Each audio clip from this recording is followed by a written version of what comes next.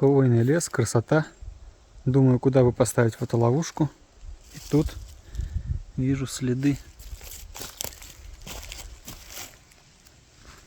Это следы лося.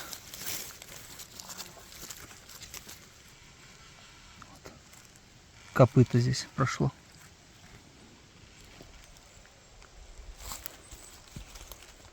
А это второй след.